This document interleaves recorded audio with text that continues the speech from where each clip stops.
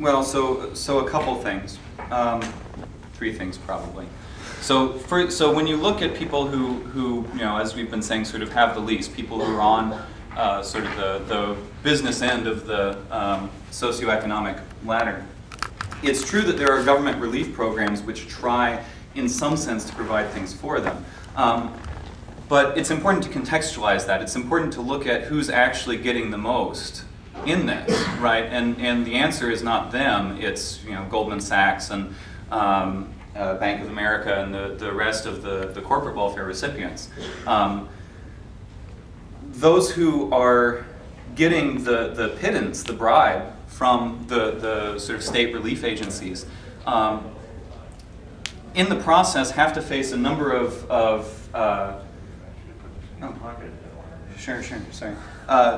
have to face a number of very substantial restrictions that go along with that bribe, which you talk to somebody who's depending on relief to pay the bills, you can hear all about, right? I mean, you have to deal with the social worker coming by to stick their nose in your business. You got to deal with sort of the pervasive assumption that you're just no good and can't do anything, and the state agencies all treating you as such, but also the systematic ways in which economic opportunities for people who are fetched up on relief right now have been constrained by the state, have been constrained by limits on entrepreneurship, for example, not just in sort of the small business apply for a loan at the bank sort of sense, but just at the basic level of sort of small individual enterprises, individual ways of making a living, like braiding hair, taxi services. This is the kind of stuff that, to their credit, like Institute for Justice spends a lot of time working on.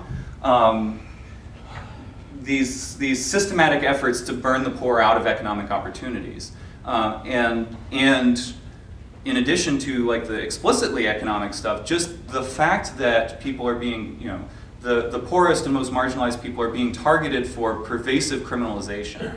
Right, being thrown into prison at the rate of 1 in 3 men in black communities, for example. That their primary experience with the state is not the welfare office, although actually the welfare office is bad enough. It's indifferent and nasty and just not a good place to be. But actually with the cops and with the prison guards and with the coercive apparatus of the state.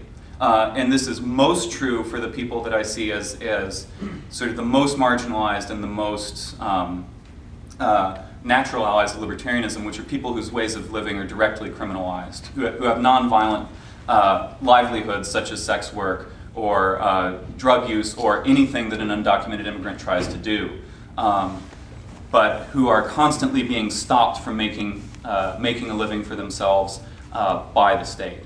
And so it's a matter of sort of looking at the full context, reorienting priorities, making clear that when you're talking to people, just like eliciting from them, like, how do you feel when you see the government coming up behind you in your rearview mirror, but also, the other thing that I'd recommend is actually just looking, from an outreach perspective, looking to the history of the radical anti-state left, just to see what people were already doing. So when a group like the Black Panther Party, who I have any number of problems with, but which did really genuine liberation work as far as like police abuses in the Bay Area, for example, go. If you look at the approach they took, they were against, they considered themselves like Maoists, revolutionary Maoists, but in terms of their actual practical politics, they were opposed to the welfare state, and were very clear that, look, the problem with the welfare state is that it alienates black people from their communities and makes them dependent on the government. Right, and that what they should do instead is form up mutual aid networks within their own communities, and so this is why they served free breakfast in the inner city. This is why they set up community clinics, because the basic principle was we can do for ourselves, and we don't need the white man's welfare agency in order to do it for us. And that's an approach that can be applied across the board. Just if you emphasize the importance of not only sort of like benefiting the community in some sense, but making sure that the benefits are in the control of the community and are responsive to the real needs that people have on a grassroots level, then I think that you actually have a very different kind of conversation and a very interesting kind of conversation that can move, can actually teach you something, sort of can help to teach leftists, conventional leftists, about libertarianism and how it might work out, but can also serve to teach us something about like how how the system taken as a whole works, and who's sort of really on the boot heel end of that. So Nick and then Darian. Just a sort of a comment or a correction, if you will, and 2 questions. Sure. The comment would be pertaining to your Bastiat quote. I believe he actually said government is the fiction through which people live at the expense of others. I think that's from his essay on government. I think you said law. Law, specifically. Yeah. Oh, okay. And the 2 questions I had, you talked about equality. I'm not sure if you expanded on exactly what it was. Either I spaced or I missed you. You expanded on what equality is, and also you were talking about how you during the Q&A you may expand on the labor unions. So I was interested, maybe if you could do that. Okay. So equality. My understanding of equality, which is one that I owe to my one of my teachers, Roderick Long, who's an anarchist. Lives and works in Auburn, Alabama, is to understand equality as a matter not primarily as a matter of socioeconomic equality. Although, as a matter of fact, I think if you fix the other stuff, socioeconomic equality will tend to take care of itself. And not as a matter of equality before the law. You know, it's not just that we're all getting kicked in the teeth the same amount. It's equality with the law. It's equality with the people in the legal system. And what that means fundamentally is equality of political authority.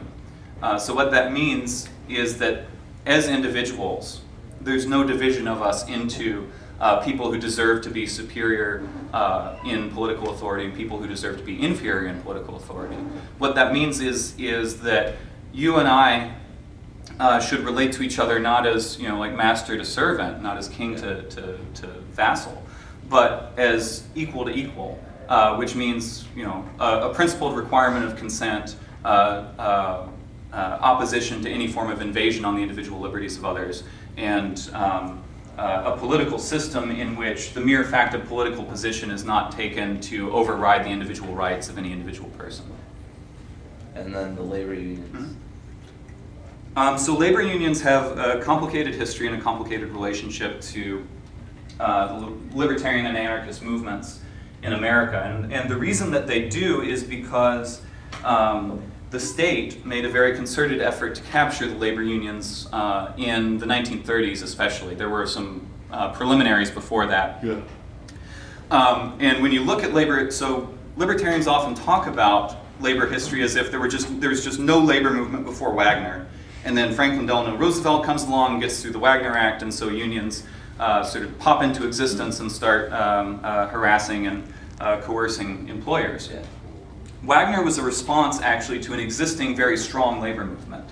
And it was a deliberate effort, I think, I would argue, to domesticate that labor movement. If you look at what like Roosevelt and the other Democrats were saying about it, they were saying we're going to try and bring about industrial peace, by which they mean workers not complaining about what bosses do to them. In the workplace. Right.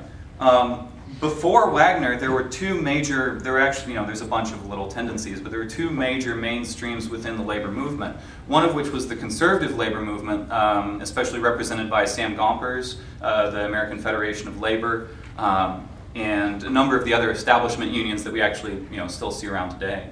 The other was represented especially by the industrial workers of the world, which is still around today, but which is much reduced. Prior to Wagner, prior to a series of government repressions in the 1920s, actually, the industrial workers of the world could claim as many as somewhere between 100,000 to 500,000 workers as members, depending on sort of how exactly you counted, like being paid up to date on your dues and that sort of thing. They could turn out reliably 500,000 workers for major actions. The industrial workers of the world saw the state as the enemy and were working for a society in which workers managed their own affairs, free not only of sort of the dictates of capitalist labor relations, but also free of the intervention of the state.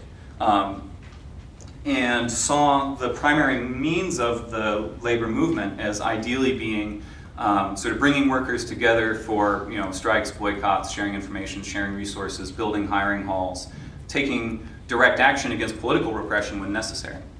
And what happened is you had a 1-2 punch. So in the 1920s, as a direct result of their late 19-teens and the 1920s, as a direct result of their opposition to the federal government, because they opposed World War I, because they encouraged their members to resist the draft, During World War I, over 160 Wobblies were thrown into prison by Woodrow Wilson, that great paragon of leftist progressivism.